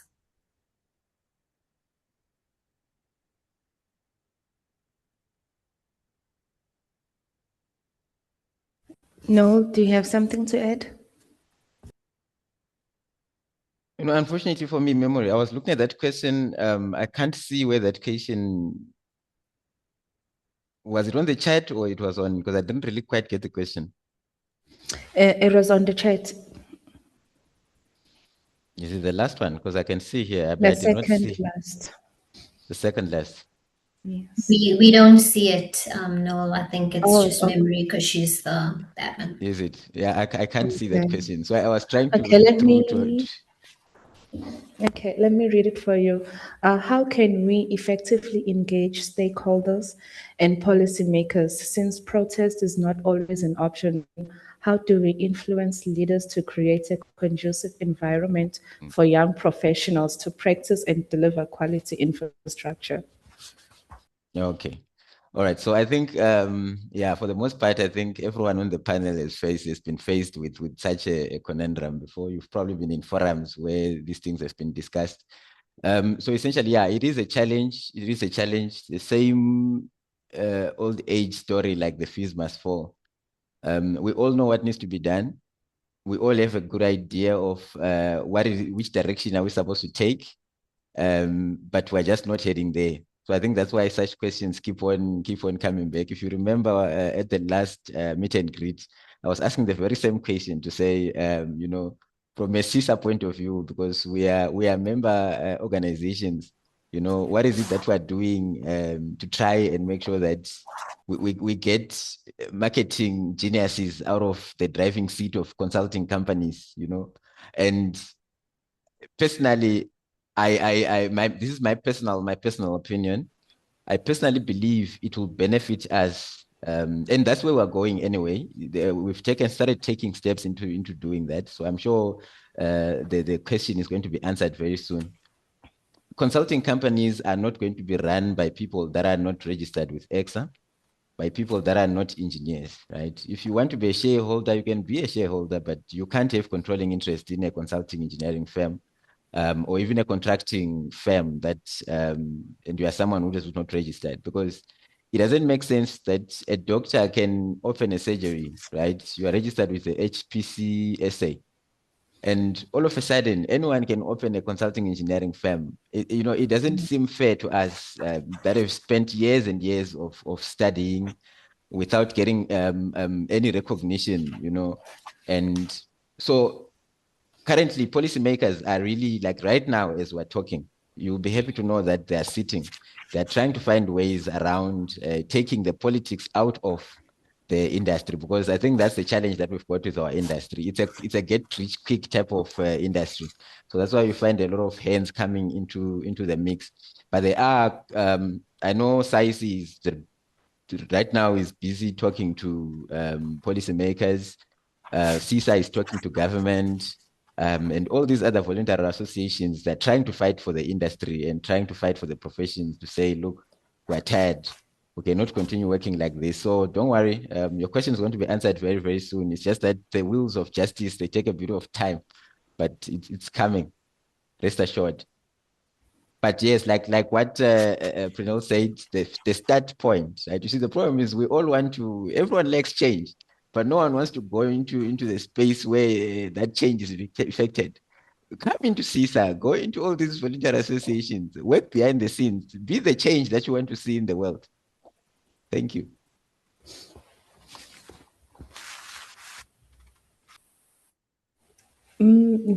Thank you, No. The next question is, it was in the Q&A to all speakers. How long did it take you to work on your EXA registration? Hours estimate, if you remember well. I think I'll start since my mic is still unmuted. So I fell into the same trap that Tinashe fell in. Unfortunately for me, I didn't have time to go and book an Airbnb. So I've got some spare rooms at home. So that's where I was doing my work. From the time I started, I would say I took a week, because I literally had to start. I had no choice. There was something that was happening in my life that really needed me to be registered. So I was motivated.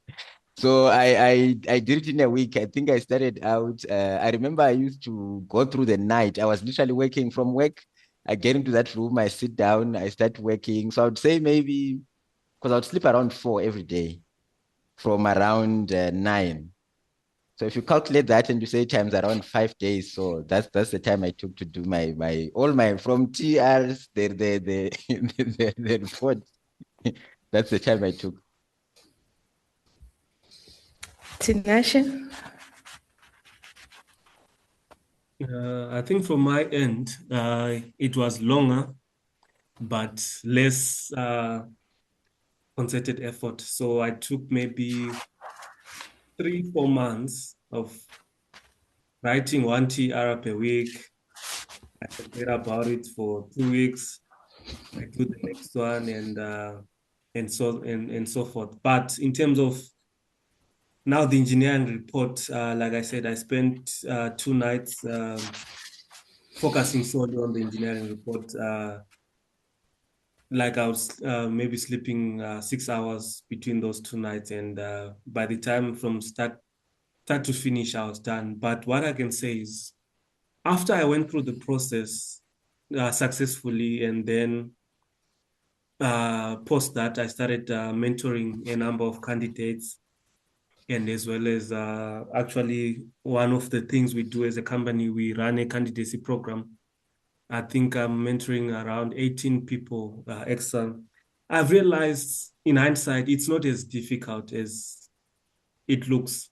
I think a task is so big because we look at it and we just, maybe there's a preconceived thought that this thing is so difficult. And also, like in my case as well, it's not having people, who can.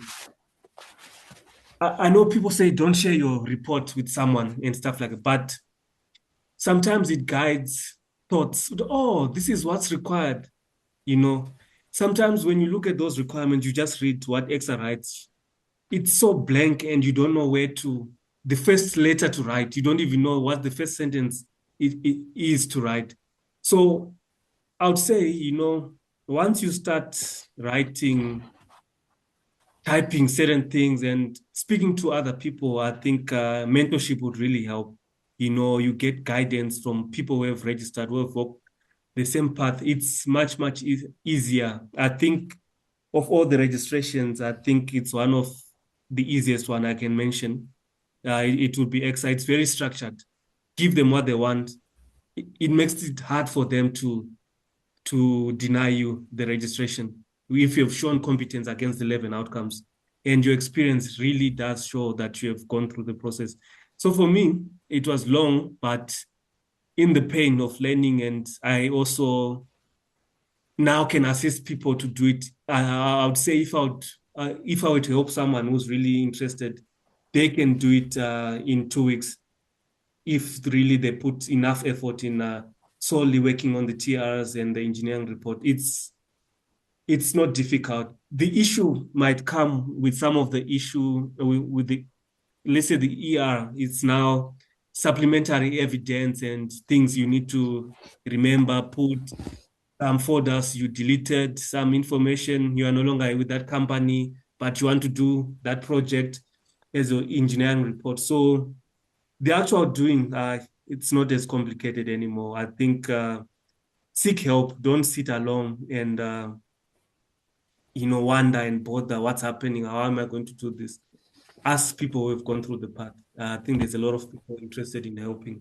I think that's what I can say. Prinell, how long did it take you to complete your registration? So mine was done over a space of 10 years. So I started it at my first company.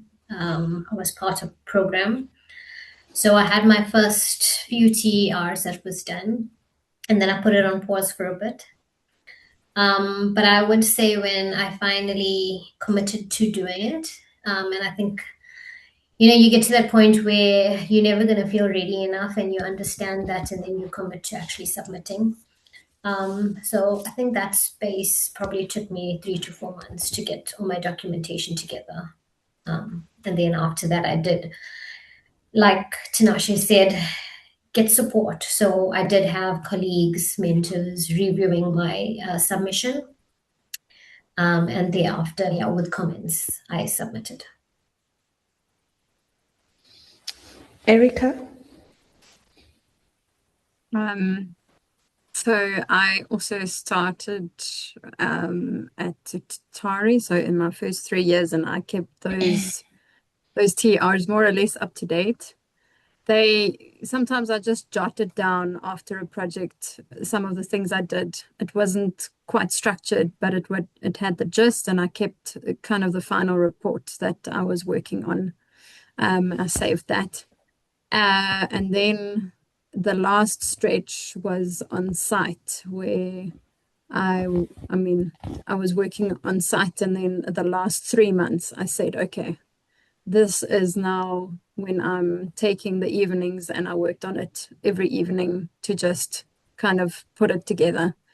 So I don't know how many hours that would be. There were also weekends because you need to really focus. When you're writing your engineering report, everything needs to connect. Everything needs to talk to each other. You don't want to repeat things. You want to be very specific. So that took, I think, probably a month of, for me at least, of weekends and evenings to just get everything together and packaged well. So that's how it took there. Okay, thank you. The next question is it's focused on Mr. Tinashe. Hi, Mr. Tinashe. Thank you for a fruitful presentation. Since you have a PRN and a PRCPM, both registrations require ongoing professional competence and evidence of actual work experience for renewal. How do you successfully maintain compliance with the requirements of both categories simultaneously? You know, you talk about CPT, that's a problem which I'm already realizing a year into my registration to say I should have started from day one after I registered. So you see, with the SSCPCMP, the cycle is 3 years. With EXA, the cycle is 5 years. And I'm already 1 year into my 3-year cycle, and I'm thinking, wow, now I'm going back, and there's a number of. Luckily for me, I'm working in the space, so I'm a project manager, but in a consulting environment. So I'm not like a project manager in a totally different environment. I think the two still interrelate quite well with each other. With design, I don't do modeling and designing anymore, but I do design reviews. I still, work on engineering projects. So it still covers in terms of those work-related hours that are required, for EXA in terms of putting in the work-based activity. I think they call it work-based activities. And with SSCPCMP as well, there's something similar. Then there's the additional things, which is what I've been talking about, mentoring other people, which also works together in terms of your CPDs. And I think all I can say is they relate. I'm a project manager, but in the consulting environment. So they relate. I manage projects from stage 0 to close out. So it's not like I'm working in a totally different field. I'm still in the engineering field. I deal with multiple consultants in the field. I review designs continuously. And at the same time, I'm doing project management and contract management. So I'm satisfying both simultaneously. And so far, it's not an issue. The issue is documenting the evidence for my CPD, which is where I have lagged in the last year or so. It's documenting the activity. Like this talk I'm doing, I think it counts towards some CPD of some sort, but it needs to be documented correctly and categorized and recorded and submitted. So that's the administrative part, which is where I'm lacking. But in terms of the actual work, I think there I'm covered. Maybe I'll be in trouble when I choose to go farming and focus on farming. Then I'll now be in trouble because I'm not working in the industry anymore.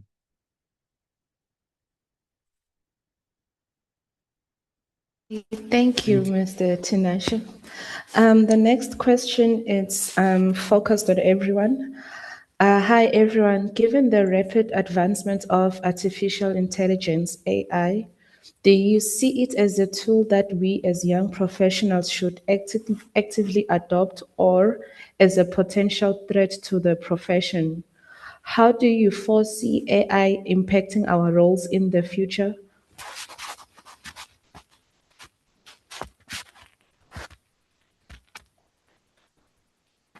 All right. If I may start, maybe.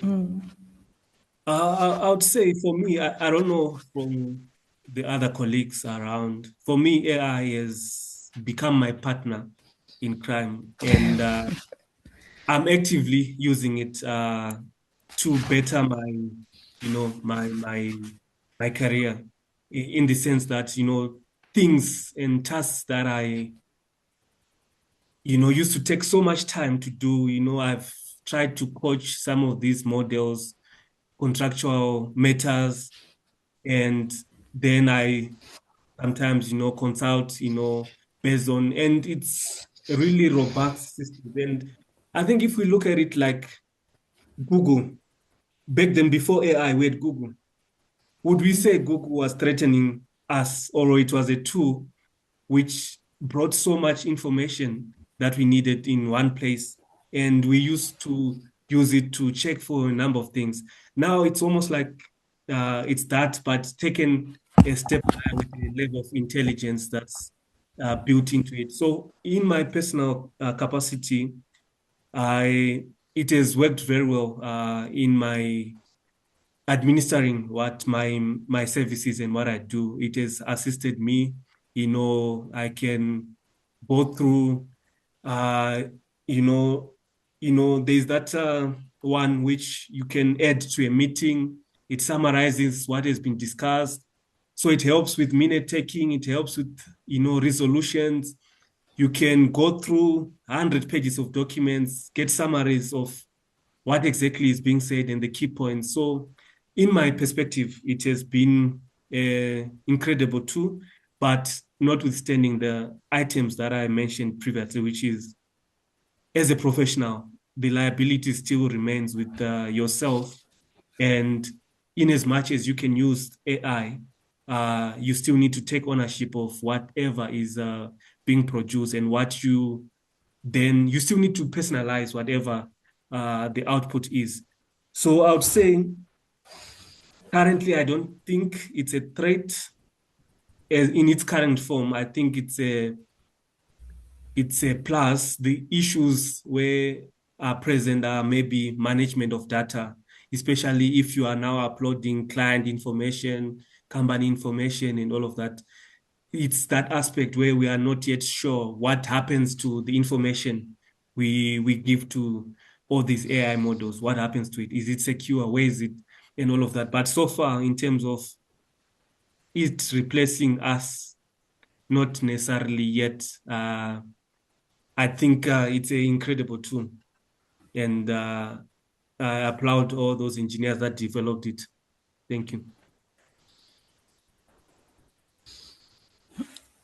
I don't know if any of the other speakers have any comments to that as well. I think just to add, so I do agree with Tinashe in that it can definitely be a valuable tool to use. But I think some advice for the young professionals is that don't let it think for you. And what I mean by that is very often what we are seeing, even at school level, is that you've got an assignment, you've got a project, and instead of you actually applying your mind, what tends to happen is here's ChatGPT, who put in the information and we get something out. So my advice is use it as a tool, which is what it is. Use it to simplify and create efficiencies in your life. But at the same time, you do the thinking before you push it into the program. And I think if we can all have that mindset, then I think it would definitely be a valuable tool in the future. Or, well, currently and in the future.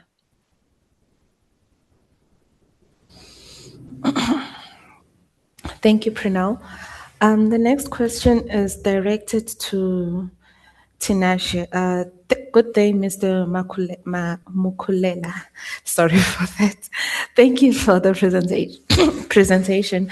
I heard you touch on mentorship. I'd like to ask, I'm a recent graduate seeking mentorship and practical guidance beyond EXA registration. Are there any organizations that offer formal mentorship programs or professionals who can be connected we can be connected to, who are willing to guide young engineers through their first year in the industry? All right, Anu. I think there are quite a few, and mostly is the what do we call it, the voluntary bodies that we serve in. So for one, I would say CESA is a good platform. There are thousands and thousands of engineers there, and you attend. They're always doing a number of events free to attend. You can attend, and I think instead of maybe what the reader is thinking, instead of a more formal mentorship thing, try first with the informal one, connect to a professional, have a relationship with that professional, which can then, be more, worthwhile for you in terms of your career and journey. I think for me, I have a number of UJ and VIT students that I mentor. It becomes a group. We meet on weekends. We speak about issues, and even not just the professional side, even personal issues, because sometimes, you are coming with experience that and living a life that I have lived 10, 13 years ago. So don't be afraid to engage people.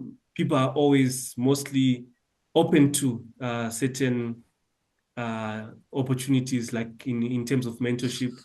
I've never refused to mentor anyone. It's just also, I think, which is the other aspect of it, is the assumption that, the onus is on the mentor to mentor you. But the truth is the onus is on you to continuously say, how are you? This is what I'm working on. I'm pushing this and this and this. Can you advise me on this?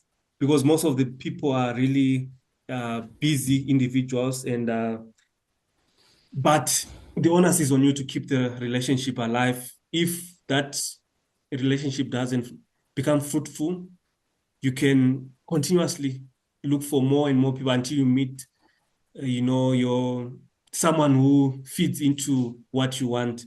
So I would say SAICI, CESA, YPF, we always have nice events that we do. There's so many professionals. Some even, some you don't even need mentors higher than you. You need people around you. One is a Zutari, one is a WSP, same years of experience, but you're like, hey, I'm dealing with this. I'm also dealing with this. So it's all about putting yourself out there. Don't be in your corner. But I think SAICI and CISA, they all offer mentorship opportunities, formal mentorship opportunities that are there. But like I said, they might not be as fruitful as actually being human and speaking to someone on a one-on-one basis and asking for their assistance whenever it is required. Thank you. Thank you, Mr. Tinashe. Looking at the time, it's 3 o'clock, and we were in the middle of our Q&A session. But before I can conclude, one remark I would like to, a few remarks I'd actually like to engage us with is, as a young engineer, one of the things we allow ourselves to happen, I don't think it's intentional, but it happens. Your first year of work, you are definitely overwhelmed by the environment, overwhelmed by the new. It's basically, I felt like moving from varsity to the industry was a complete different change. From university, all I saw was calculus. Yes, there were structural calculations. Yes, there were drawings, but the implementation of it, was completely different when I got to the office. Because to the office space, they're not gonna immediately task you with the design. No, it's basic things first. Prepare a presentation for us. Do this for us. It's those kind of minimal tasks that groom you over time, and they're quite important, and more especially site, because most of us, we graduate and we lack site experience. So the moment you get thrown into site, it's also another space that is overwhelming, but it's one of the most important experience a young engineer can have. But through all of those experiences, it's quite fundamental for us to be active in whether it's CESA YPF or CESA FLP. Those platforms are key for anyone, whether you are preparing for your registration or you are just being active, because later on, unfortunately, the seniors will step down. And then who will fill those roles? Who will continue with the legacy of engineering? We had a question about policy makers and stakeholder involvement. Once the seniors step down and we as young engineers are not active in these associations, who will be driving those changes? No one. So it definitely starts with us as young engineers to get involved. I definitely know for myself, it actually took me a while to be involved as well, because I was focused, in my corner, as they say. I was in my corner thinking about work, late nights, but sacrificing that 1 hour, maybe once a month, to attend the CIC event is quite important, because in that space, that's where you build networks. That's where you find friendships. Like Tinashe said, we don't have to be in the same company. They can be in different companies, and you have experiencing a design problem or you're experiencing a challenge on site. But that moment of collaboration can put you at ease as a young engineer. It can help you later on, even in that project that you're working on. But most importantly, the future of our industry, let it be in the municipalities, in a client space or in the consulting space. It's key for us as junior engineers to be involved. You don't have to start off as being a committee member. No, just start attending something. And then later on, gradually, and then you climb up the ladder, be a secretary, be a treasurer, be something, and contribute, because it's within our hands to determine what happens in the future for engineers. Another point I'd like to raise is more a question rather directed to Erica and Prinell. And as young female engineers, what sort of challenges and dynamics did you face in the industry, more especially when you were starting off, and how did you overcome them over time? I'm going to go first. So earlier on in my career, I'd say probably 4 years post graduation, I think a lot of females can relate to this, and it could be a cultural thing as well. I'm not sure, but going to site can seem extremely daunting. You are generally in a professional setting in a meeting where there's only males. But I think for me, what really stood out was when I was on the site and doing inspections, structural inspections. And we had the foreman and all the construction laborers on site. And very early on, I realized that I actually had to be a lot harder than my male colleagues. And you don't want to come across as arrogant, but you do need to be more assertive for them to take you seriously. I did start off on the site with one of the foremans not particularly giving me the time of day. And they say respect is earned, which it is. I think for me, I went to site, did what I needed to do, but always being pleasant and respectful toward the team. And over time, that relationship actually grew, and we actually ended up having a great relationship. So it can be intimidating, and I think you can very easily shy away from it. I was lucky enough to work for great companies where all of my directors said, look, if you're not comfortable with that, I don't expect you to go out there. So I had the choice whether or not I still wanted to continue on site. But ultimately, I think you have to be resilient. You have to put yourself out there. And I think eventually you will get that respect.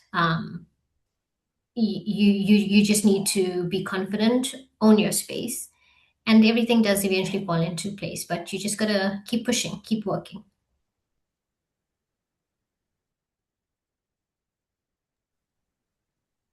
I can just say the same as Pranell said. It was also just the experience on site was well, actually identical to what was just described. You earn trust, but you earn respect. But there were times where I felt like I needed to be a lot more firm and even raise your voice and just to be heard in a certain way. And it I think people or I think that was where the laborers also realized, hey, this woman actually knows what she's talking about. And the next inspections were all according to what I required. And so it often takes one or two moments where just you need to show your competence with a little bit of extra confidence so that it will go better from there on. But I must say, in the industry itself, in the consulting industry, I have been very pleasantly surprised by just incredible mentors, male and female. And it's inspiring to me to see a lot of, or not a lot, but more and more females entering into the industry, and that there are opportunities of growth where you actually, our female brain sometimes thinks a little bit differently than a male brain. It's just wired differently. And I love how it's encouraged to bring the whole package to work, because the way I work, at least, is a lot more, what do you call it? This was also something Tinashe brought up, is emotional intelligence and communication and collaboration and getting people on the same team. And I think connecting different dots and thinking creatively, and all of those things are so needed in the industry. And what we realized just in our group of engineering women is that a lot of us ended up in engineering because either our uncle or our dad or someone in the vicinity of our family was an engineer. It wasn't somewhere we were exposed to engineering before we joined. So I think that is the biggest still challenge in our industry, is to encourage or to just share the opportunity that there is in engineering for both genders, just for everyone to contribute and bring their whole self to work. That's my 2 cents.